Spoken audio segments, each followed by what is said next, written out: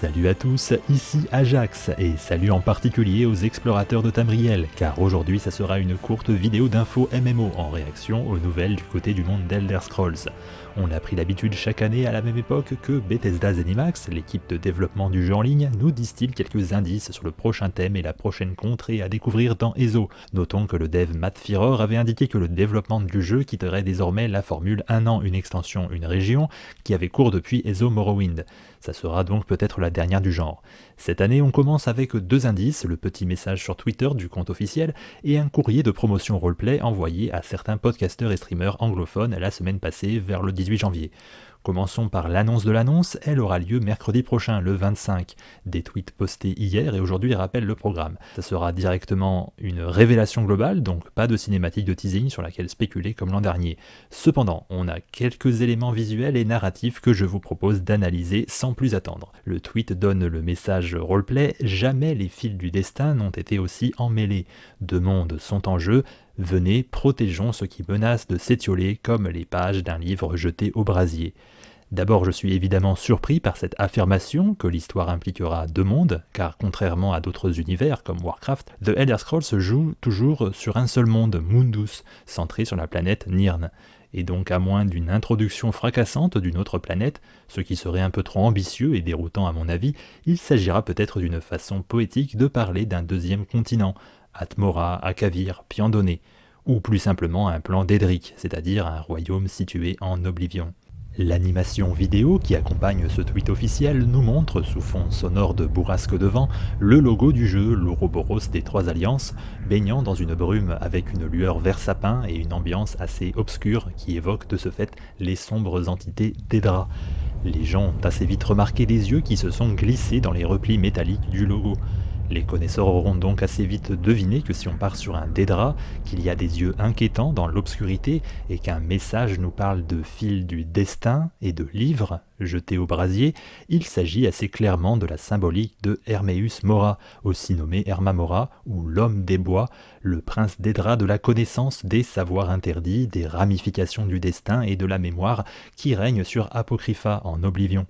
La confirmation était déjà incluse dans le contenu de la lettre de promotion qui, en la passant à la lumière noire, c'est-à-dire aux ultraviolets, expose par reflet le symbole d'Edric officiel d'Hermamora. L'astuce colle parfaitement au thème des connaissances cachées.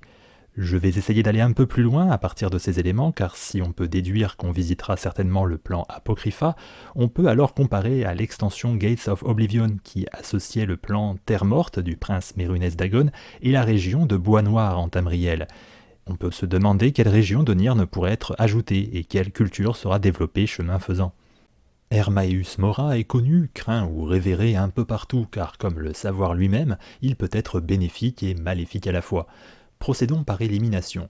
Je pense que les extensions les plus récentes permettent d'exclure les Bretons qui viennent d'avoir High Isle, les Impériaux et les Argoniens avec Gates of Oblivion, les Nordiques avec Grimour, à moins qu'on nous emmène sur le continent Atmora, mais j'y crois moyen.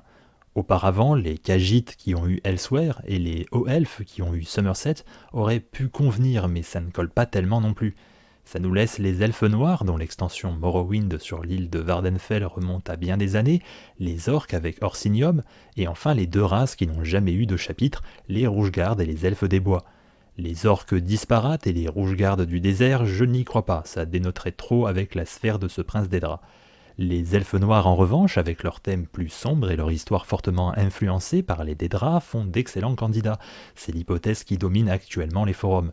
Notons que des pans entiers de Morrowind restent à découvrir, la péninsule Est, avec la cité de Necrom qui serait partagée entre les grandes maisons Telvanni et Dress, les îles des Telvanni avec leur capitale, Port Telvannis, ou encore l'archipel Sheogorath et la bande de terre des Redoran. Il faut relever quelques autres points du lore. La maison Telvanni est vouée à la quête des arcanes obscurs et la poursuite débridée du savoir et du pouvoir qui vient avec. Ce thème collerait parfaitement avec Hermaeus Mora. La maison Dress est elle aussi connue pour ses liens plus conciliants avec les princes d'Edra par rapport aux trois autres grandes maisons. Quant aux Redoran, le thème semble moins relié, mais leur capitale appelée Blacklight en VO m'a fait une certaine association d'idées avec la lumière noire utilisée pour la lettre. Enfin, une vieille légende du jeu associerait Herméus Mora aux origines de la secte d'assassins officielle de Morrowind, la Morakthong, qui se traduit dans la langue d'Unmeri en Guilde des forestiers. Ce serait bien sûr intéressant si une telle idée était développée. Voilà donc pas mal d'arguments en faveur des régions inédites de Morrowind.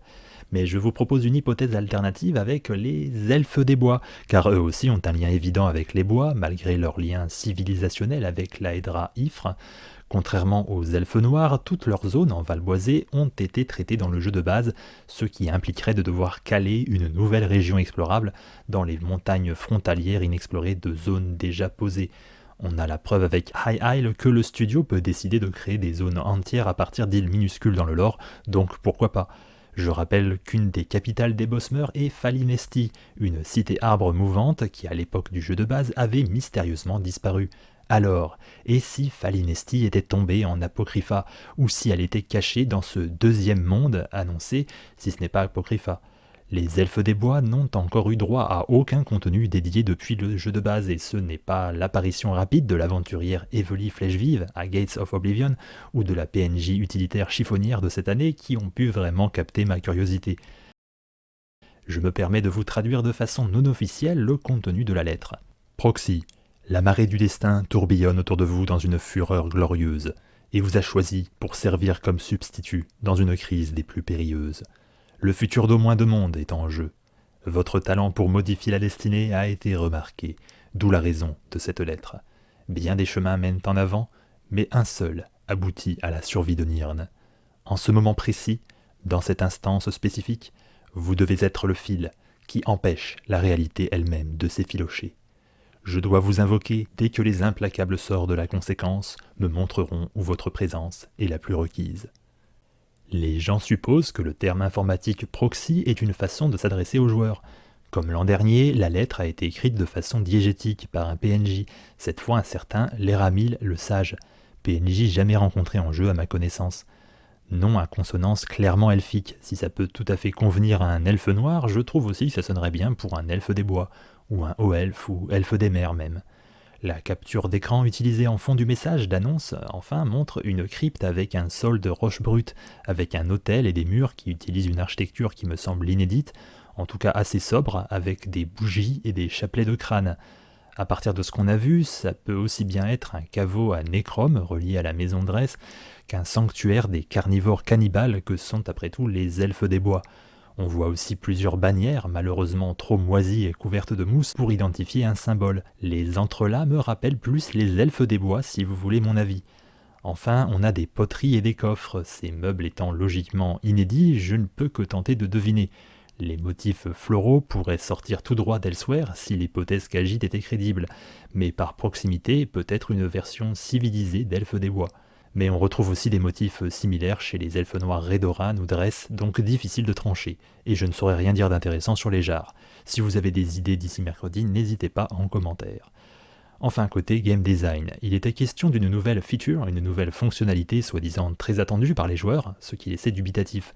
On pense assez vite au spellcrafting, la conception de sorts, autrement dit pouvoir créer et combiner des techniques de combat à sa guise, qui avait été initialement attendu dans les premières années du jeu, puis apparemment abandonné. Ça serait vraiment stylé de pouvoir personnaliser la couleur et le visuel de nos techniques pour apporter une nouvelle dimension au roleplay personnel. Par exemple, remplacer le coureur des falaises de Morrowind par un faucon sur ma gardienne elfe des bois. Si c'est littéralement changer les effets et la puissance des sorts, je suis plus frileux. Déjà que le jeu est rongé par un déséquilibre d'optimisation et de viabilité selon les builds, ça risque d'être une boîte de Pandore et un cadeau empoisonné pour déconnecter définitivement la méta et le plaisir de concevoir une classe roleplay. On pourrait aussi plus humblement voir arriver une nouvelle classe, comme un aquamancien que j'avais évoqué l'an dernier, mais je ne crois pas qu'ils auraient annoncé la chose sous cet angle. Ça aurait pu être la nage, des activités aquatiques, mais je pense que le coche a été manqué avec le thème de High Isle, qui s'y serait mieux prêté, sauf si c'est la donnée. Ou encore le vol à dos de griffons ou autres créatures, très improbable à mon avis car les zones ne sont pas prévues pour. Autre feature encore jamais sortie dans le jeu et très attendue, c'est une nouvelle race jouable. Et comme indiqué dans mes vidéos d'il y a un an, ça serait alors à coup sûr les elfes des mers, bien présents dans l'histoire autour de Île Haute cette année, et dans ce cas mieux vaut miser sur la donnée. Mais là par contre je ne vois pas forcément le lien avec l'esthétique de la capture d'écran. On peut retrouver une allusion à un culte de Herméus Mora aussi chez les Maromeurs. Le passage parle des marais du destin, et la Piandonée est aussi connue pour ses forêts. Donc je n'exclus pas cette hypothèse, même si c'est la moins probable des trois, et je m'attendrai à beaucoup plus de motifs de coquillages et de serpents de mer sur les meubles de l'illustration. Voilà, je vais m'arrêter là afin de pouvoir sortir ça ce dimanche. On peut continuer la discussion dans les commentaires bien sûr. Je vous laisse également mon contact de réseaux sociaux et je vous livrerai mes observations mercredi avec l'annonce officielle. Ciao tout le monde!